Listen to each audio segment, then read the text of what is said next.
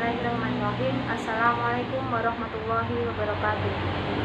Kepada yang terhormat Bapak Muhammad Nur Rafiq Pelu selaku dosen pengampu mata kuliah kajian teks kependidikan bahasa Inggris serta teman-temanku kelas PAIB dari Fakultas Tarbiyah dan Ilmu Keguruan Institut Agama Islam Negeri Ponorogo tahun 2017 yang berbahagia. Baiklah, sebelumnya di sini saya Wilma Rianisani NIM 21031738 akan mempresentasikan tugas mengenai review jurnal kajian teks kependidikan bahasa Inggris yang berjudul Karakter Education for Golden Generation 2045 National Character Building for Indonesian Golden Years atau pembentuk karakter nasional pada tahun emas Indonesia. Nah, sebelumnya di dalam jurnal itu ditulis oleh Fatkur Rohman, Ahmad Syaifuddin, dan Yulianti dari Universitas Negeri Malang. Edisi Elsevier Jurnal Pendidikan pada tahun 2014. Nah, mengenai latar belakang masalah pendidikan itu dianggap sebagai center of excellence dalam mempersiapkan karakter unggul manusia.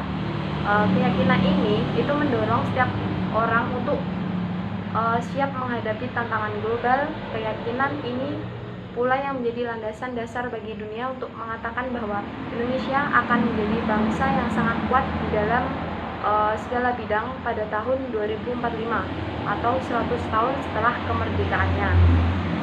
Nah, dalam konteks ini, itu pemerintah Indonesia meyakini bahwa mempersiapkan generasi muda adalah yang terbaik, satu-satunya jalan menuju bangsa yang kuat di tahun 2045 melalui pendidikan. Pendidikan sendiri dianggap sebagai tempat terbaik untuk mempersiapkan agen perubahan bangsa yang akan membawa kemakmuran bagi sesama.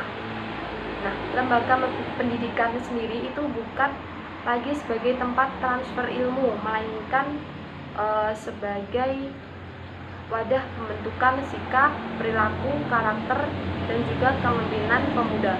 Nah, oleh karena itu, dibenarkan untuk mencerminkan beberapa nilai dasar dan karakter dari Indonesia dan membentuk mereka untuk semua generasi muda itu dalam bentuk nasional karakter bangunan melalui pendidikan tadi. Nah, serta tujuan penelitiannya itu yang pertama, melalui pendidikan itu dapat diharapkan menjadikan agen of change atau agen perubahan.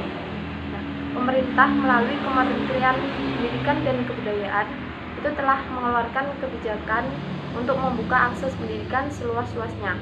Pendidikan dianggap sebagai tempat terbaik untuk mempersiapkan agen perubahan bangsa yang akan membawa kemakmuran bagi sesama.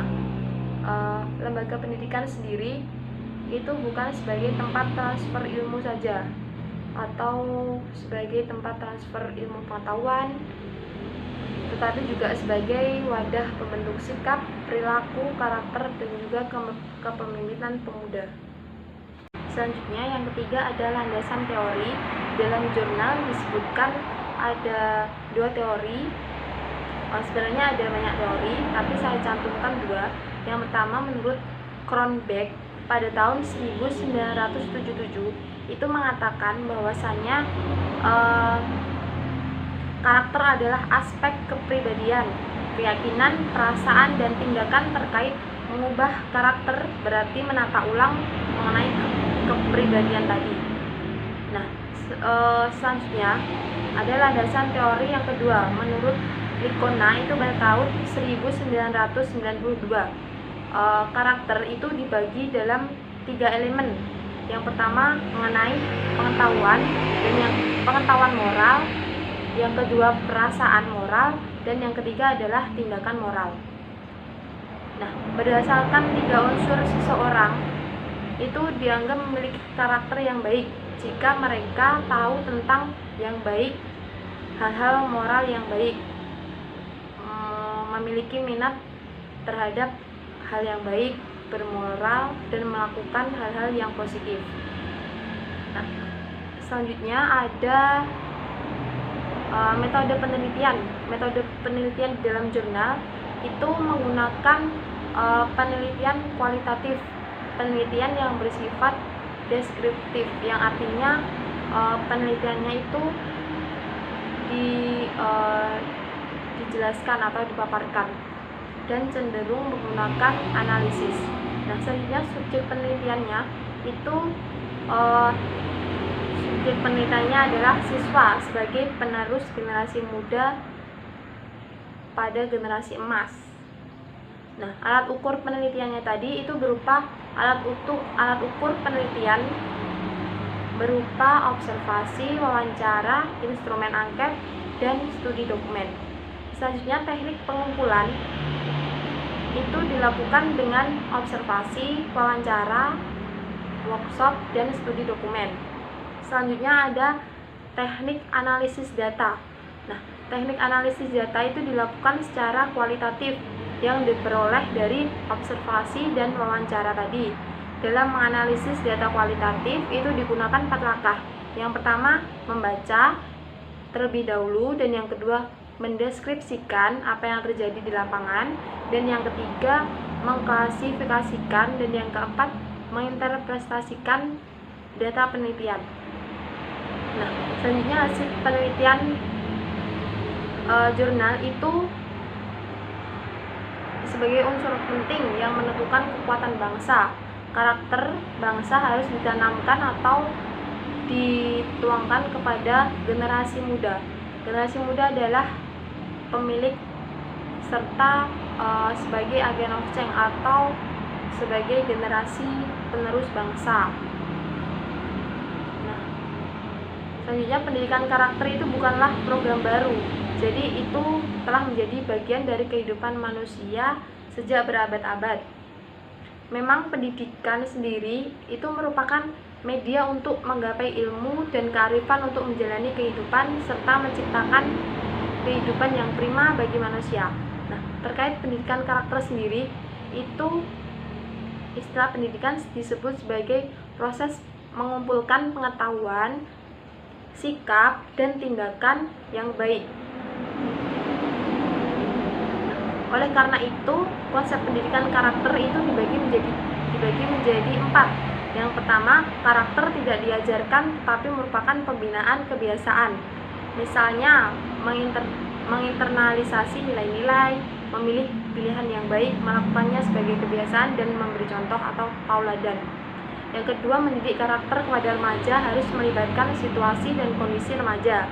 Yang ketiga, dalam pendidikan itu beberapa hal harus diperhatikan dalam situasi pembelajaran terutama.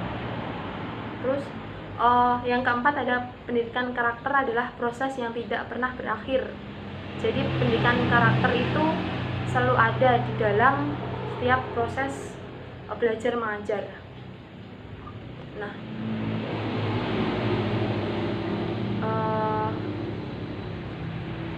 mengenai diskusi itu ada pemerintah melalui Kementerian Pendidikan dan Kebudayaan telah mengeluarkan kebijakan untuk membuka akses pendidikan seluas-luasnya.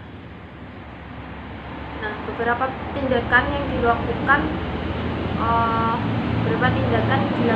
oleh pemerintah Indonesia itu seperti halnya memberikan akses pendidikan kepada semua orang itu dengan gratis biaya sekolah, tunjangan siswa miskin, beasiswa untuk siswa yang berprestasi, serta pembangunan beberapa sekolah.